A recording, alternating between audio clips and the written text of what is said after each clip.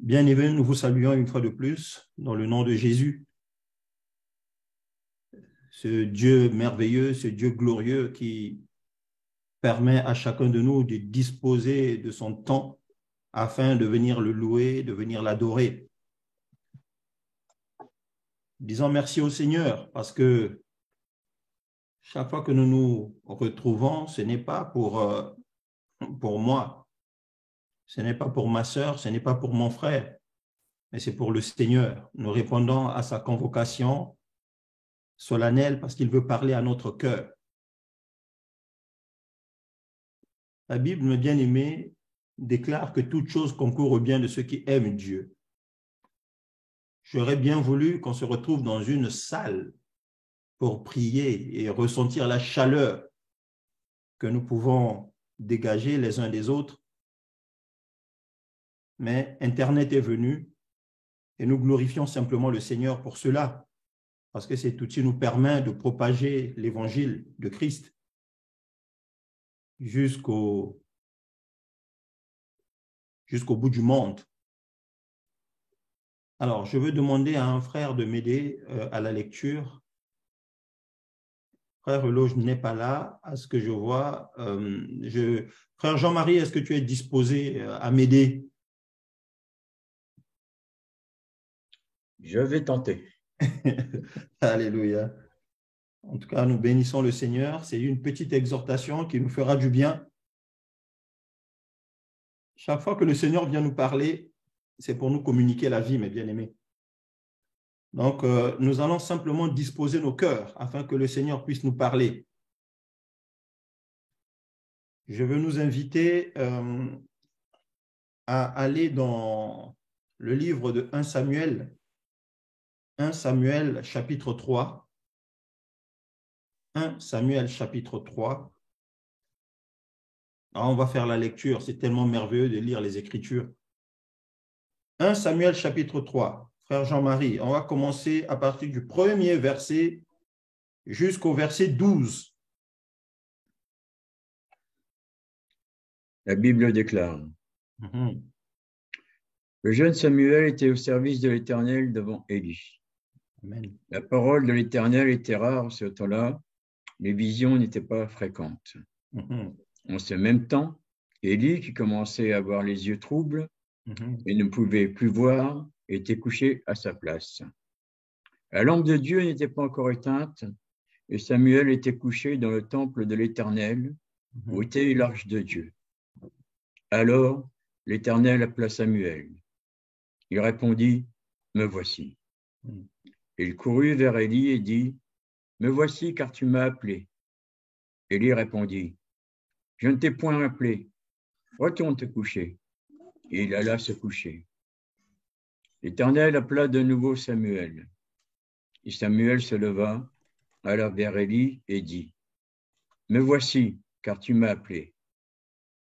Élie répondit: Je n'ai point appelé, mon fils. Retourne te coucher. Samuel ne connaissait pas encore l'Éternel, et la parole de l'Éternel ne lui avait pas encore été révélée. L'Éternel appela de nouveau Samuel pour la troisième fois. Et Samuel se leva, alla vers Élie et dit: Me voici, car tu m'as appelé. Élie comprit que c'était l'Éternel qui appelait l'enfant. Et il dit à Samuel: Va, couche-toi, et si on t'appelle, tu diras: Parle, Éternel, car ton serviteur écoute. Et Samuel alla se coucher à sa place. L'Éternel vint et se présenta, et il appela comme les autres fois: Samuel, Samuel. Et Samuel répondit: Parle, car ton serviteur écoute. Alors l'Éternel dit à Samuel: Voici, je vais faire en Israël une chose qui étourdira les oreilles de quiconque l'entendra. En ce jour, j'accomplirai sur Élie tout ce que j'ai prononcé contre sa maison. Je commencerai et j'achèverai. Amen. C'est un texte que nous connaissons, le livre de Samuel. Je pense que beaucoup de chrétiens le lisent. nous voulons toucher particulièrement une réalité dans ce passage. Une réalité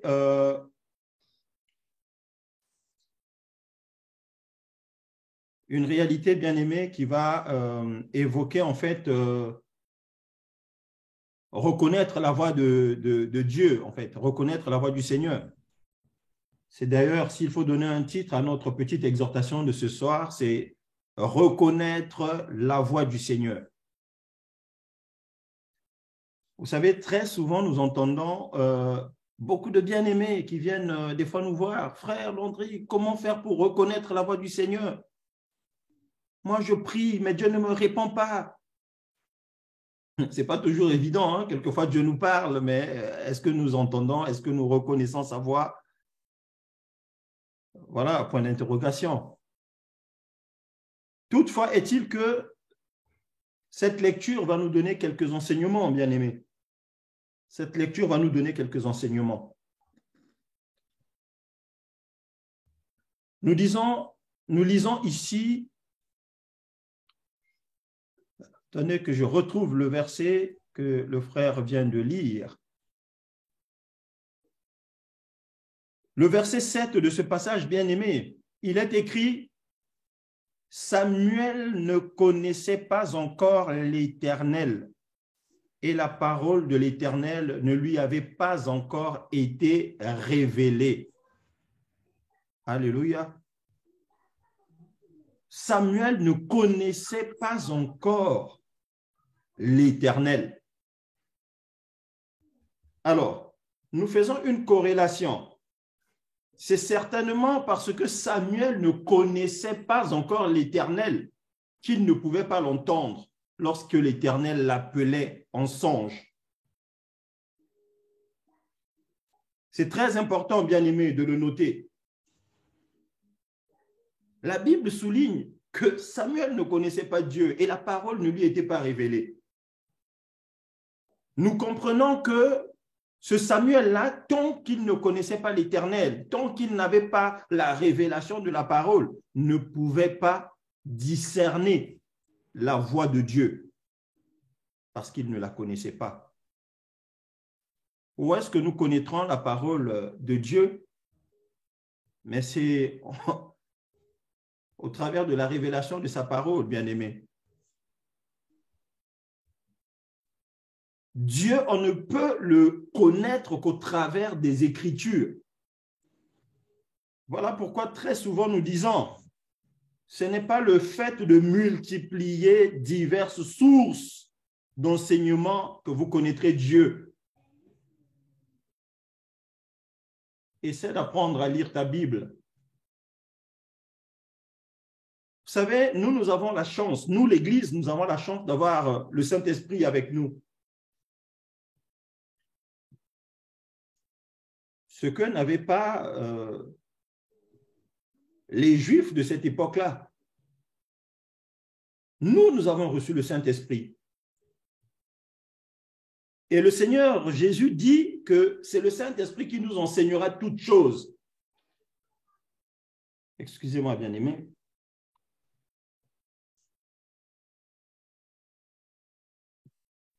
Le Seigneur dit que c'est le Saint-Esprit qui nous enseignera toutes choses.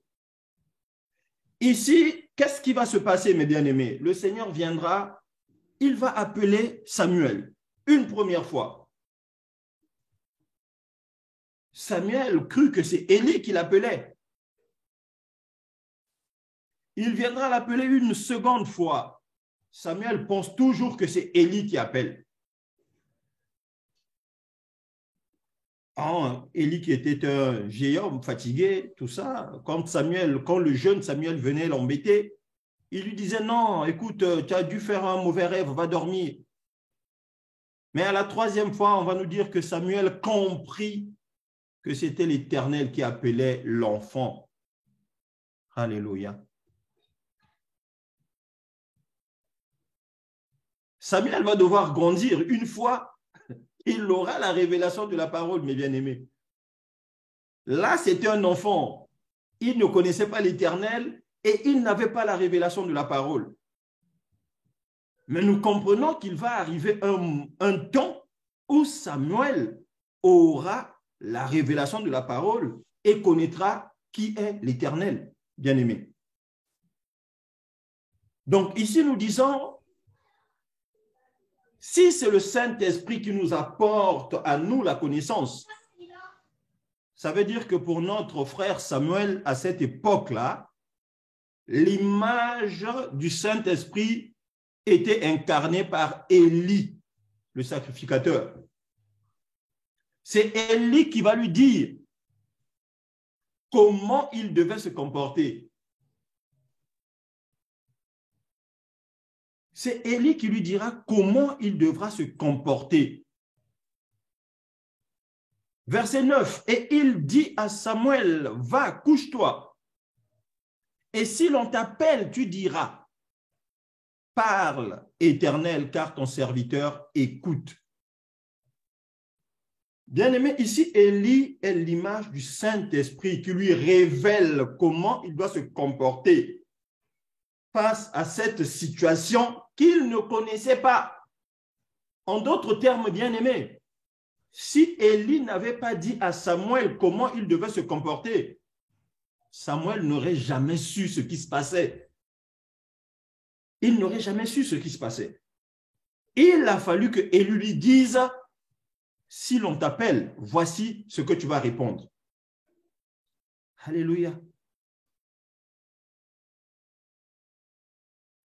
Il est une chose super importante que nous devons noter, c'est l'obéissance, mes bien-aimés. Élie dit à Samuel comment il doit se comporter. Souvenons-nous, dernièrement, nous avons eu une exhortation sur l'histoire de Ruth et Naomi, et nous avons dit que Naomi avait joué un peu le même rôle que Élie ici. C'était l'image un peu du Saint-Esprit qui va montrer à Ruth comment elle devait se comporter à l'égard de Boaz. Si Naomi n'avait pas révélé cette conduite-là à Ruth, Ruth n'aurait certainement pas obtenu le résultat qu'elle avait obtenu. Elle ne serait certainement pas devenue la femme de Boaz, mes bien-aimés. Dans ces deux cas, Samuel et Élie, et Naomi, Samuel et Élie et Ruth et Naomi, dans ces deux cas, nous avons un point commun qui est l'obéissance. Gloire à Jésus. Samuel, comme Ruth, avait obéi au conducteur. Voilà pourquoi nous, aujourd'hui, Église, nous devons nous soumettre au Saint-Esprit. Le Saint-Esprit vous enseignera toutes choses. Bien-aimés, laissez-moi nous dire que Dieu parle toujours. Dieu parle toujours à chacun de nous. Dieu parle. Mais est-ce que tu connais l'Éternel pour reconnaître sa voix? Est-ce que tu as la révélation de la parole pour reconnaître sa voix? Oh, frère Landry, moi je prie, mais Dieu ne me répond pas. Bien-aimé, quelquefois Dieu t'a répondu. Quelquefois Dieu t'a répondu, mais comme tu ne connais pas sa voix, comment tu vas discerner que c'est le Seigneur qui m'a parlé? Tu as certainement fait une prière et le Seigneur envoie la réponse par quelqu'un. Mais lorsque cette personne-là se présente devant toi, mon bien-aimé, tu vas penser que la personne vient te distraire. Ah, moi, j'ai jeûné toute la journée hier, et toi, tu viens me distraire avec tes histoires-là. Et tu passes à côté de la réponse du Seigneur pour ta prière, en fait. Alléluia. Je disais tout à l'heure qu'on allait revenir certainement sur le petit témoignage que nous a fait le frère Jean-Marie. Vous savez, bien-aimés, posons-nous la question. Alors, le frère nous a dit que d'habitude, il est méfiant. Lorsqu'il est dans sa voiture, il ne prend pas des autostoppeurs. D'habitude, il est méfiant. Mais posons-nous la question, qu'est-ce qui s'est passé ce jour-là pour qu'il s'arrête? Qu'est-ce qui a levé cette méfiance-là à l'instant où le frère voit cette personne lever la main sur la voie? D'habitude, il passait, mais ce jour-là, il y a quelque chose qui a levé la méfiance, qui lui a dit, prends la personne. Bien-aimé, nous allons dire que c'est l'obéissance à la voix qui lui a parlé à l'intérieur. D'habitude, tu passes, mais aujourd'hui, tu ne passes pas, tu prends la personne. Moi, il m'est arrivé quelquefois de voir des autostoppeurs, mais je ne m'arrête pas. Parce que je me trouve à un endroit que je ne maîtrise pas, à un endroit perdu. Voilà. Quelqu'un essaie de m'arrêter et voilà, je passe ma route. Parce que peut-être que c'est le Seigneur qui me demande de passer aussi. Mais en tout cas, pour notre frère Jean-Marie, ce jour-là, de méfiant qu'il était habituellement, le Seigneur lui a mis à cœur de s'arrêter, de prendre cette personne-là. Et c'est lorsque la personne monte dans la voiture, alléluia, que le frère, en réalité, réalise ce pourquoi le Seigneur avait levé la méfiance. Nous disons que le frère avait entendu la voix de Dieu, lui dire, prends cette personne-là. Parce que cette personne, lorsqu'elle se retrouve dans la voiture, va commencer à parler au frère. Que voilà, moi, j'aimerais connaître le Seigneur, mais je ne sais pas comment m'y prendre. Mais bien aimé, rappelez-vous ce que le frère nous a dit. Lorsqu'il s'est arrêté pour prendre cette personne-là, elle avait une canette de bière à la main. Alléluia. Oh, que Dieu est bon. C'était ça la mission du frère, mes bien-aimés. Nous disons, lorsque l'Éternel approuve la voie d'un homme, il dispose favorablement à son égard, même ses ennemis. Dans le cas de frère Jean-Marie, l'ennemi pouvait être la bière.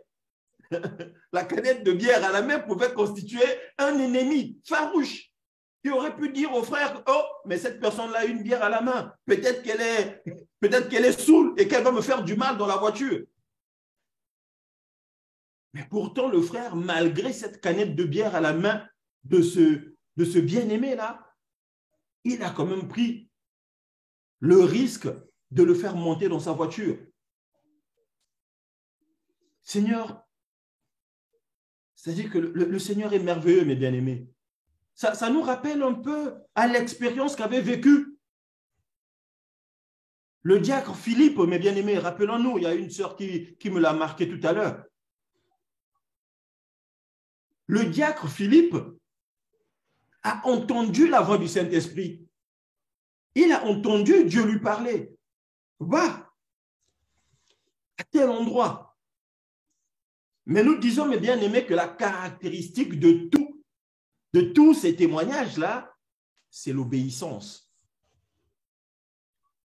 Pour que tu vives la gloire de Dieu dans ta vie, mon bien-aimé, il faut que tu aies un cœur obéissant. Et c'est cela qui fait défaut aux chrétiens. C'est cela qui fait défaut aux chrétiens. Aujourd'hui, les chrétiens n'écoutent plus la voix de Dieu. Les chrétiens n'entendent pas la voix de Dieu. Pourquoi? Eh bien, simplement parce qu'ils n'ont pas un cœur obéissant. Le chrétien devient tellement saint, il devient même plus saint même que les docteurs de la parole. Il devient plus saint même que les prophètes. C'est-à-dire qu'il est plus saint même que certains ministres de la parole. Sinon, quand il est plus saint que les ministres de la parole. Le chrétien est devenu tellement orgueilleux. Et nous disons que c'est l'orgueil qui nous éloigne de la face du Seigneur, mes bien-aimés. Cet orgueil-là, c'est-à-dire qu'attriste le Saint-Esprit à un point où, lorsque l'orgueil, tel la levure dans la farine, monte, le Saint-Esprit est étouffé. Il ne peut plus s'exprimer, mes bien-aimés. Supposons qu'Élie soit un récalcitrant, quelqu'un qui n'écoutait pas ce qu'on lui disait. lorsque Samuel lui a dit, non, lorsque Élie a dit à Samuel, voici ce que tu vas faire. Samuel pouvait refuser.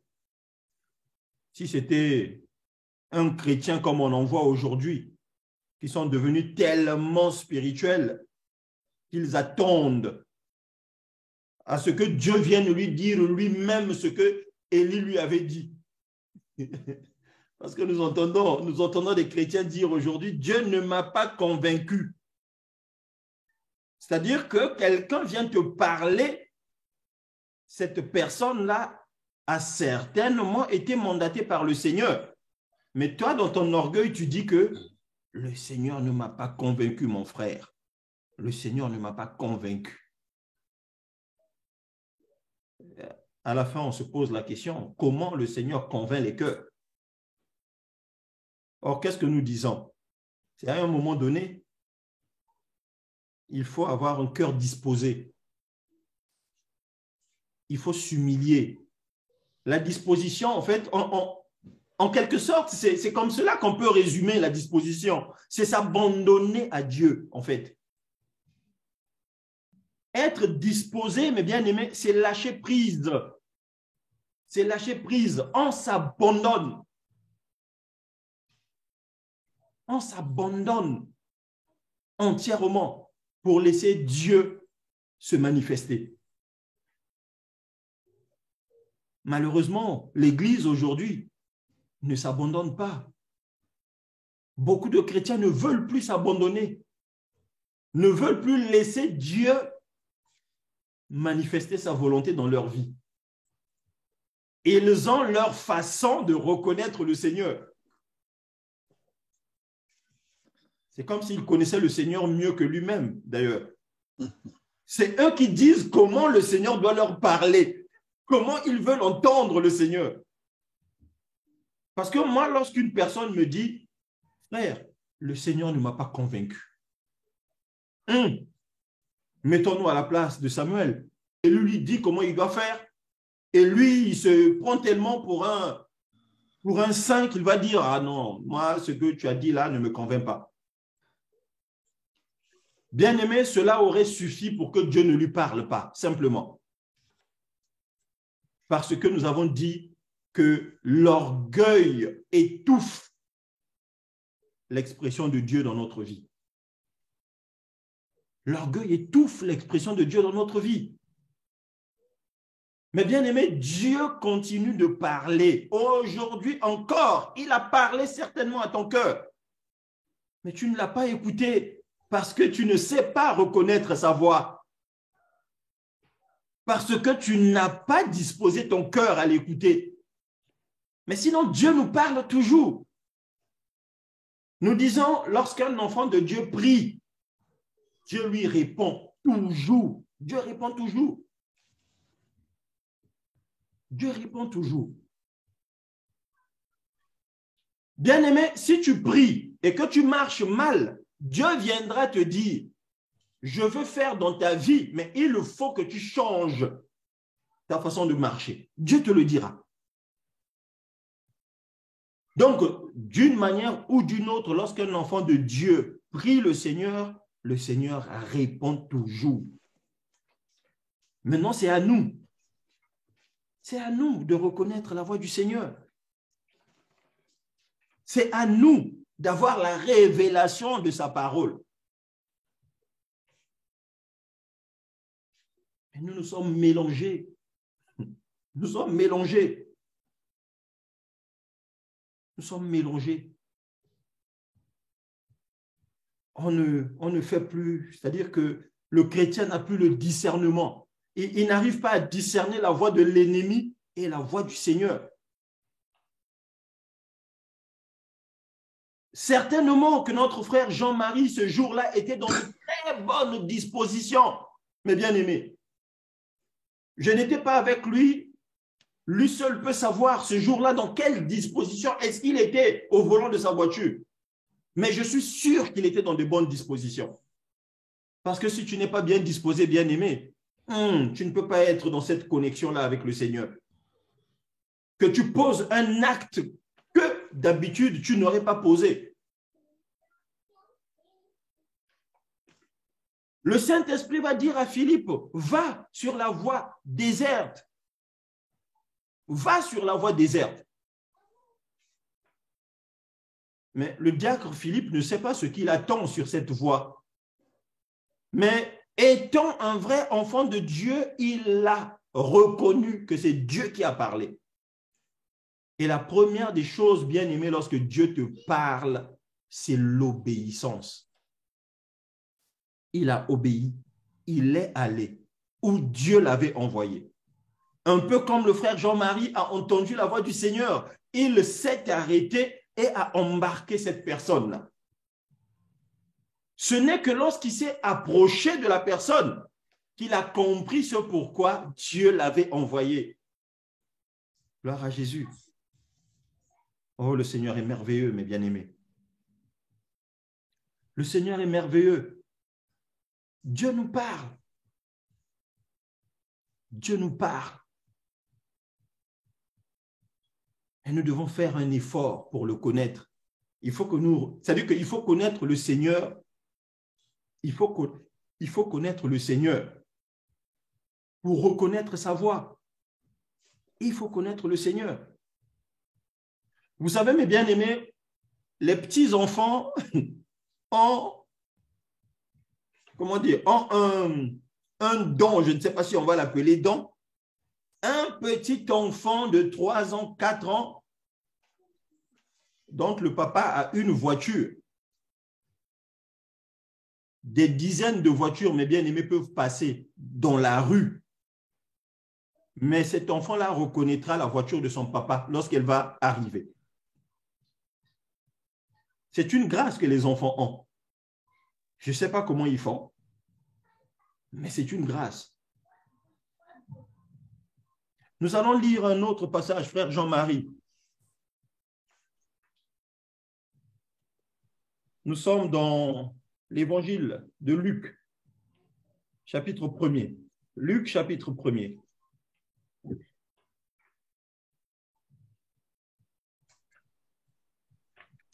Dès le début? Luc, chapitre 1er, on va lire à partir du verset... Attends. On va lire à partir du verset 39. Tu vas lire jusqu'au verset 44. 39 à 44, mon frère. Luc 1er, chapitre 1er, 39 à 44. Dans ce même temps, Marie se leva et s'en alla en hâte vers les montagnes, dans une ville de Juda. Elle entra dans la maison de Zacharie et salua Élisabeth.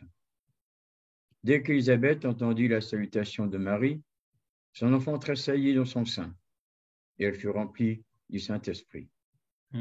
Elle s'écria d'une voix forte, « Tu es bénie entre toutes les femmes, et le fruit de ton sein est béni. Comment m'est-il accordé que la mère de mon Seigneur vienne auprès de moi? Car voici, aussitôt que la voix de ta salutation a frappé mon oreille, l'enfant a tressailli d'allégresse dans mon sein. » Alléluia. J'aime cet épisode-là de la vie de Marie et Élisabeth. Élisabeth est en train de dire à Marie que aussitôt que la voix de ta salutation a frappé mon oreille, l'enfant a tressailli d'allégresse dans mon sein. On parle d'une femme qui est enceinte en réalité. Marie aussi est enceinte. Elle vient voir sa cousine Élisabeth qui est enceinte. Et lorsque Marie salue Élisabeth, « Bonjour ma sœur », la Bible nous dit que l'enfant dans le sein d'Élisabeth va tressaillir d'allégresse, de joie, une joie immense, va saisir le bébé qui était dans le ventre. Ce témoignage est puissant, mes bien-aimés. En réalité, Marie et Élisabeth n'étaient que des canaux que Jésus et Jean-Baptiste avaient utilisés pour converser. Alléluia. Jean-Baptiste, dans le ventre de sa maman, n'a pas entendu Marie le saluer. L'oreille d'Élisabeth, en réalité, c'était l'oreille de Jean-Baptiste, en fait, qui avait reconnu la voix du Seigneur. Alléluia. Jean-Baptiste, c'est-à-dire qu'à travers l'oreille de sa maman, a reconnu la voix de Jésus à travers la bouche de Marie. Et lorsqu'il a entendu cette voix, la Bible nous dit, il tressaillit d'allégresse. Bien-aimé, c'est très important pour les enfants de Dieu. Bon, nous savons tous qui était Jean-Baptiste. C'est pas, on ne va pas le rappeler ici. Il faut lire, il faut lire le Luc 1er dès le début.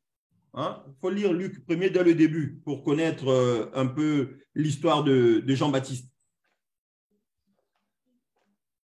En d'autres termes, nous disons que c'était un enfant de Dieu qui avait entendu la voix de son Seigneur. Vous savez, moi je dis toujours, lorsqu'on est un vrai enfant de Dieu, on doit être à même de reconnaître la voix du Seigneur. Lorsqu'on entend un homme parler de la part du Seigneur, on doit reconnaître que ça, c'est le Seigneur qui me parle. On ne voit pas la bouche de ce frère-là, ni la bouche de cette sœur-là, mais on doit reconnaître au travers de leur bouche le Seigneur qui est en train de nous parler.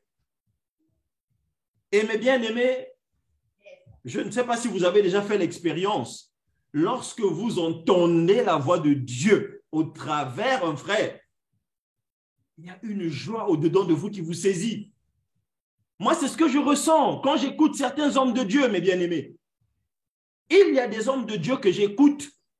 Lorsque je l'entends parler, moi, en réalité, ce n'est pas lui que j'entends.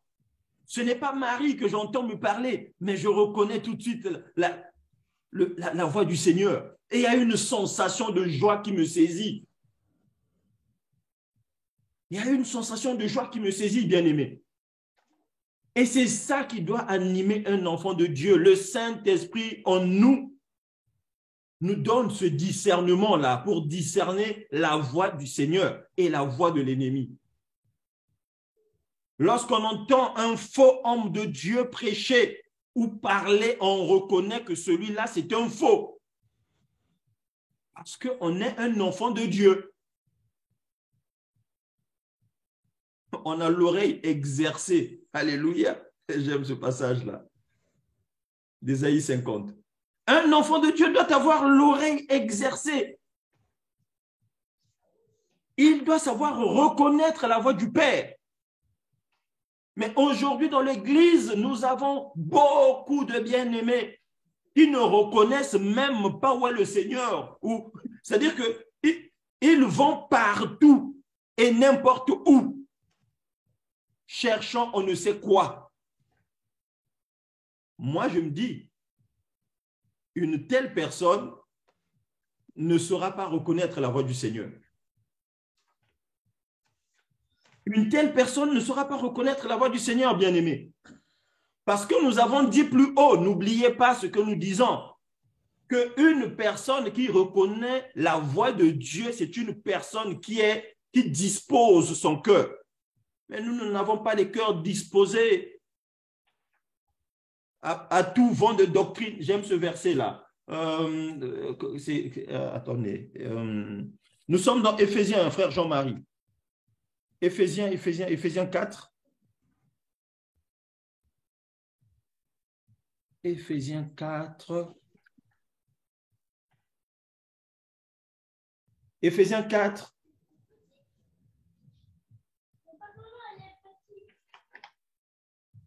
Tu y es, mon frère? Oui. 13 à 14. Éphésiens 4, 13 à 14.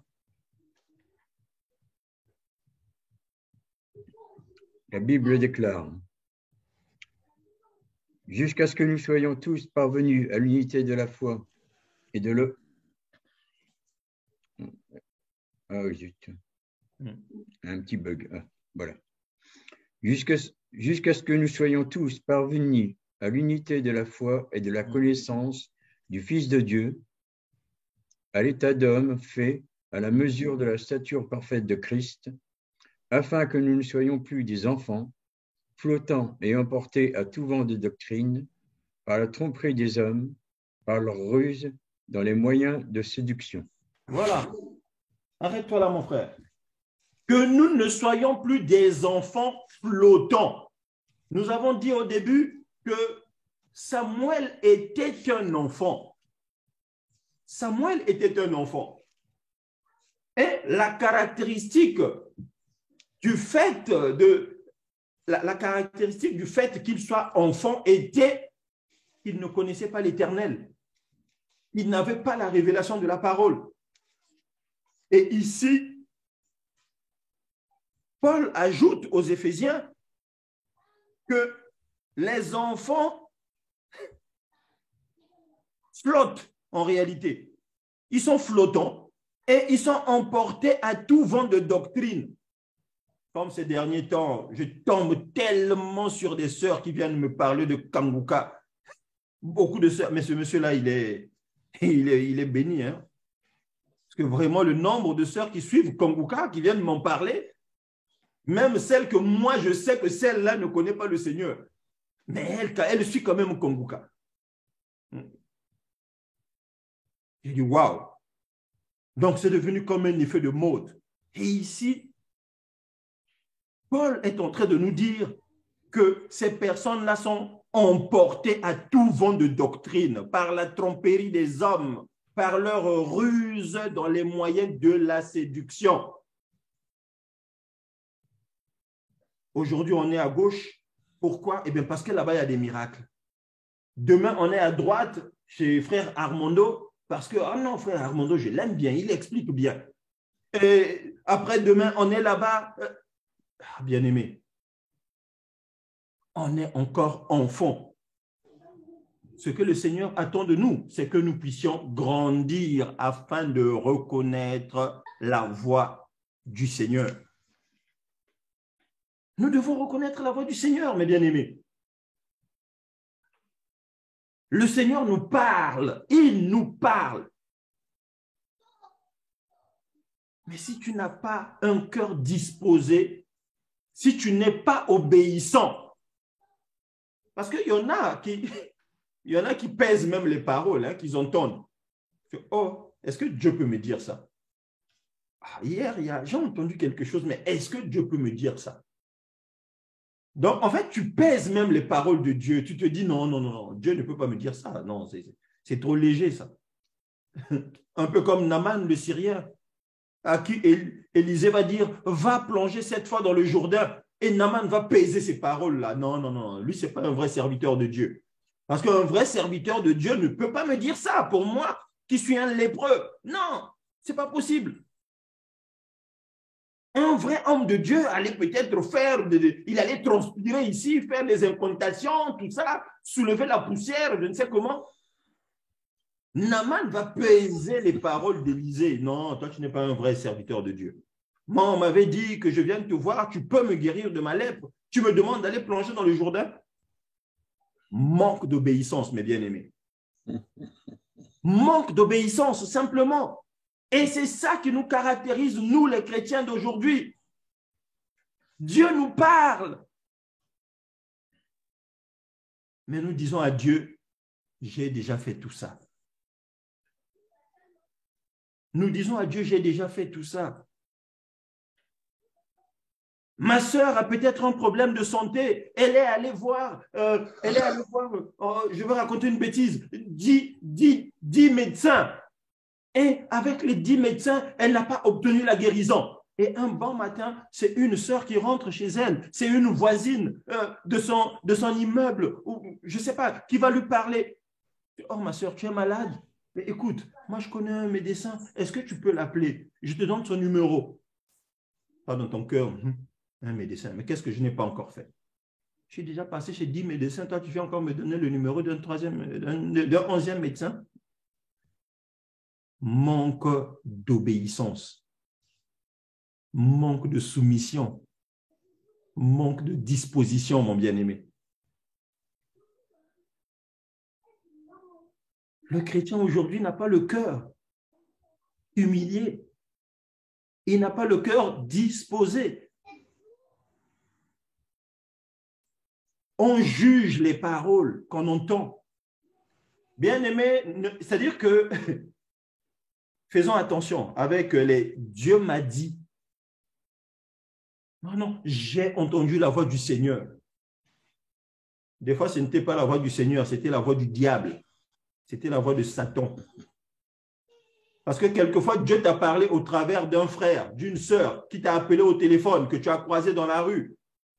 Mais toi, tu es tellement spirituel que tu n'as pas accordé d'importance aux paroles que cette personne-là t'a sorties. C'est ça le chrétien aujourd'hui.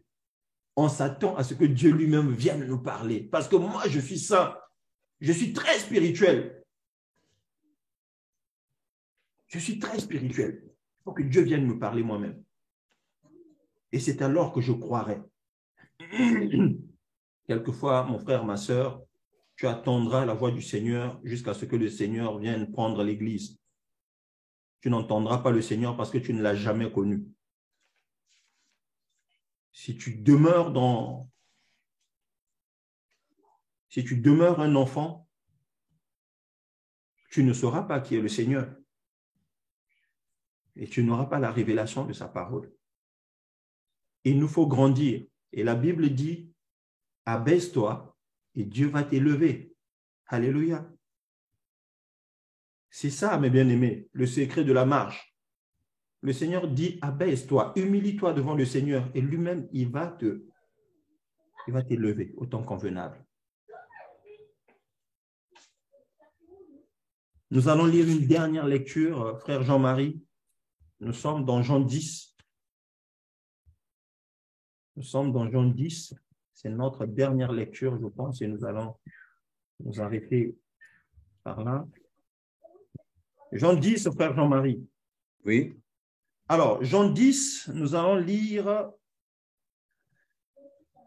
à partir du verset... Attendez juste un instant.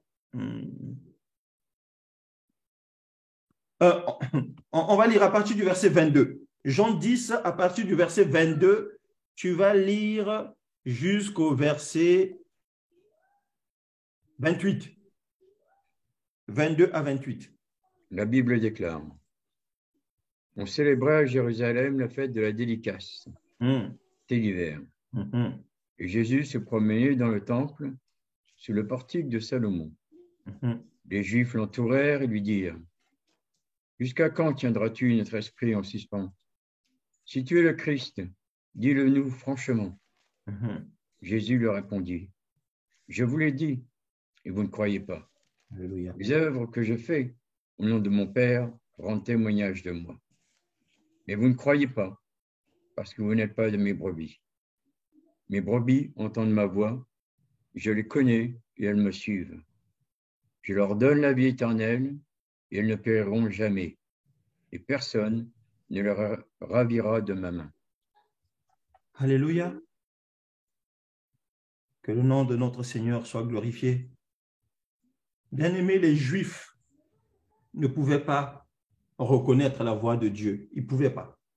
Les Juifs ne pouvaient pas reconnaître la voix de Dieu parce qu'ils étaient orgueilleux, parce qu'ils connaissaient la loi, eux. Voilà pourquoi ils vont poser la question à Jésus. Jusqu'à quand? Jusqu'à quand tiendras-tu notre esprit en suspens? En suspens? Jusqu'à quand?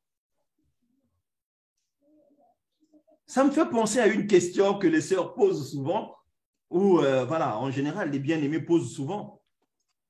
Frère, mais comment reconnaître quand Dieu nous parle?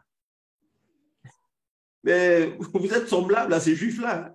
Vous êtes semblable aux pharisiens, là, aux Juifs, qui posent la question à Jésus. Jusqu'à quand tiendras-tu notre esprit en suspens? Il y a des enfants de Dieu aujourd'hui qui posent la même question au Seigneur. Jusqu'à quand? Ça fait longtemps que je te prie, tu ne me parles pas. Et le Seigneur vous répondra, mais je te parle plusieurs fois même. Et tu ne m'as jamais entendu te parler. Peut-être parce que tu ne connais pas ma voix. Et ne pas connaître la voix de quelqu'un, ça veut dire qu'on ne le connaît pas, simplement. Donc les Juifs disent à Jésus, mais dis-nous, si c'est toi le Christ, Ou encore, ces bien-aimés-là qui viennent dire, ah frère, cette nuit où j'ai entendu une voix me parler, tu penses que c'est le Christ? Est-ce que tu penses que c'est Jésus qui m'a parlé? Tu penses que c'est Dieu? La personne ne sait pas encore reconnaître lorsque c'est Dieu qui lui a parlé. Tout cela est lié au Saint-Esprit, mes bien-aimés. Tout cela est lié au Saint-Esprit qui est en nous. Car la Bible dit, l'Esprit rend témoignage à notre esprit. C'est l'Esprit, le Saint-Esprit qui va te convaincre que c'est la voix du Père que j'ai entendue. Mais tu ne vas pas flotter, tu ne vas pas te poser des questions, mais est-ce que c'était le Seigneur? Non, on dirait que ce n'était pas lui. Non. Et tu laisses passer ta grâce comme cela. Dieu t'a parlé plusieurs fois, mais comme tu n'es pas dans de bonnes dispositions, tu ne peux pas l'entendre te parler. Tu ne peux pas l'entendre te parler, mes bien-aimés. Le Seigneur a même évoqué les œuvres qu'il faisait au milieu des Juifs. Même malgré ces œuvres-là, les Juifs, c'est-à-dire que le Seigneur a même parlé au travers des œuvres. Les Juifs n'ont toujours pas compris que c'était le Seigneur qui était là. Et aujourd'hui, c'est pareil. En réalité, ce qui se passe, bien-aimés, ce qui se passe aujourd'hui, c'est que Dieu opère dans la vie de chacun de nous.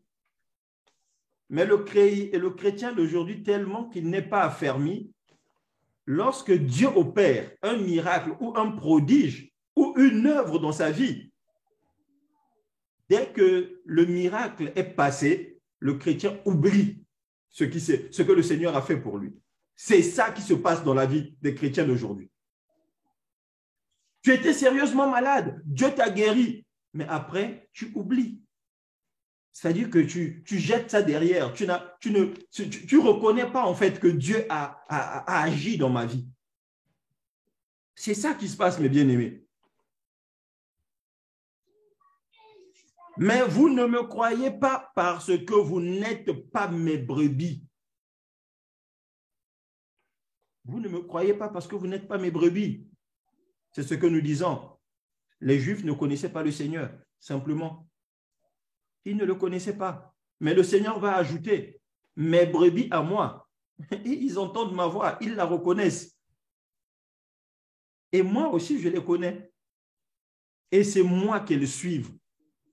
Les brebis du Seigneur bien-aimé ne suivent pas un homme. Les brebis suivent la voix du Seigneur. Les brebis du Seigneur reconnaissent la voix du Seigneur parmi 1000. Elles vont reconnaître que ça, c'est le Seigneur qui a parlé. Tu vas écouter plusieurs personnes te parler, mais il y en aura un. Cette voix-là va sonner différemment à ton oreille. Cette voix-là va frapper différemment ton oreille. Et lorsque cette voix-là frappera ton oreille, tu vas tressaillir de joie au-dedans de toi parce que tu as entendu la voix du Père. Moi, des fois, je m'en fous de certains hommes de Dieu, excusez-moi du terme. Il y a des hommes de Dieu que Dieu utilise beaucoup, mais qui sont tellement orgueilleux.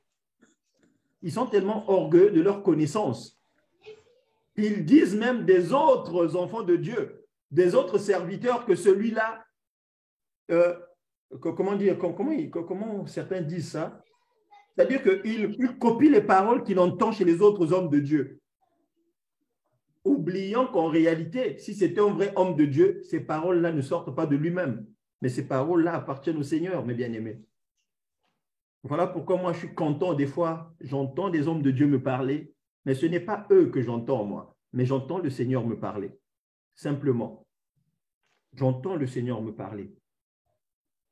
Soyons de véritables brebis du Seigneur, ceux qui savent reconnaître la voix du Père.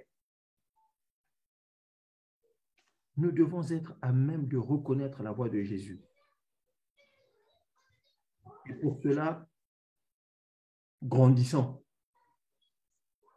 Pour cela, nous devons croître. Et nous avons dit que pour croître, il faut disposer son cœur. Et nous avons dit que disposer son cœur ne réside pas dans l'orgueil. Disposer son cœur réside dans l'humilité. Tu t'abaisses pour que Dieu puisse t'élever au temps convenable. Amen. Père de gloire, nous te bénissons, nous te rendons grâce, nous te disons merci Seigneur pour ta parole.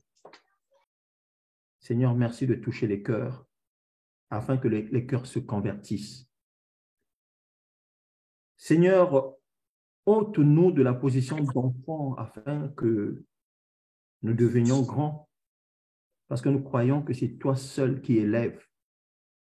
Au nom de Jésus, merci pour mon frère, pour ma sœur qui a écouté cette parole. Puisse cette parole, Seigneur, donner la vie à ceux qui n'ont pas la vie. Au nom de Jésus, notre Seigneur et notre Sauveur, nous avons ainsi prié. Amen. Gloire à Jésus. Nous bénissons le Seigneur. Frère Logan, je pense qu'on peut s'arrêter là pour aujourd'hui.